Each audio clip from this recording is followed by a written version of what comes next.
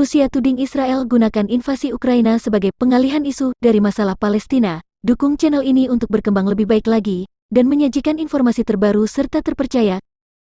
Kementerian Luar Negeri Rusia mengkritik pernyataan anti-Rusia yang dibuat oleh Menteri Luar Negeri Israel Yair Lapid, yang membela suara Israel untuk menangguhkan Rusia dari Dewan Hak Asasi Manusia PBB.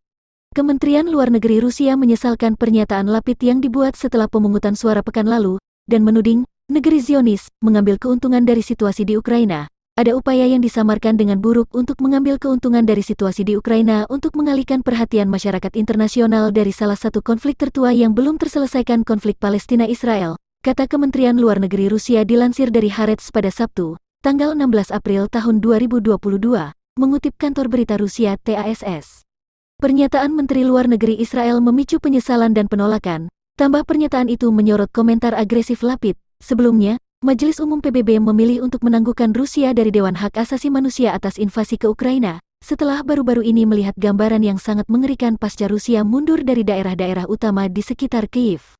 Israel memberikan suara mendukung proposal tersebut, langkah paling signifikan yang telah diambilnya secara terbuka terhadap Rusia sejak perang dimulai. Israel sebelumnya telah memberikan dukungan untuk kecaman Majelis Umum PBB terhadap Rusia beberapa minggu lalu. Dalam sebuah pernyataan, Kementerian Luar Negeri Israel mengatakan, invasi yang tidak dapat dibenarkan Rusia ke Ukraina dan pembunuhan warga sipil tak berdosa adalah alasan Israel mendukung mosi tersebut. Meski begitu, Lapid mengatakan pemungutan suara itu tidak mengubah pandangan kami tentang Dewan Hak Asasi Manusia PBB, yang merupakan badan radikal, cacat moral, bias dan anti-Israel.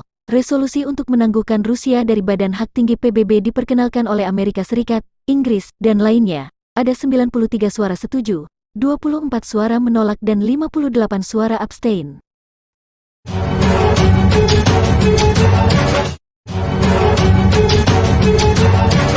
Sementara itu, menyusul kerusuhan yang terjadi di Al-Quds, Temple Mount atau Bukit Bait Suci di Israel dikabarkan ditutup untuk sementara untuk pengunjung Yahudi. Penutupan itu dilakukan selama 2 minggu mulai Kamis, tanggal 21 April tahun 2022, atau Jumat, tanggal 22 April tahun 2022. Dilansir Times of Israel, tempat ini hanya akan mengizinkan pengunjung Yahudi setelah akhir Ramadan dan akhir liburan Idul Fitri. Polisi secara teratur menutup situs tersebut untuk non-Muslim selama beberapa hari terakhir Ramadan. Para analis mengatakan lamanya pembatasan bervariasi dari tahun ke tahun. Langkah itu tampaknya ditujukan untuk menenangkan ketegangan yang meletus di tengah kerusuhan antara orang Palestina terhadap orang-orang Yahudi yang menginjakan kaki di kompleks itu. Namun pengumuman itu membuat kaum nasionalis marah terhadap pemerintah. Komentator sayap kanan, Eran Segal menyebut bahwa pemerintah Israel telah menyerah pada musuh. Pemerintah Israel telah menyerah pada musuh. Cuit komentator sayap kanan Eran Segal. Pundit Israel Hayom Aril Kahana mencuit bahwa langkah itu menunjukkan kelemahan para pemimpin yang sudah ditampar pipinya. Sebuah kelompok yang mewakili kaum nasionalis yang berfokus meningkatkan hak-hak Yahudi di situs suci itu menuduh pemerintah kendor setelah bertahun-tahun mengalami kemajuan.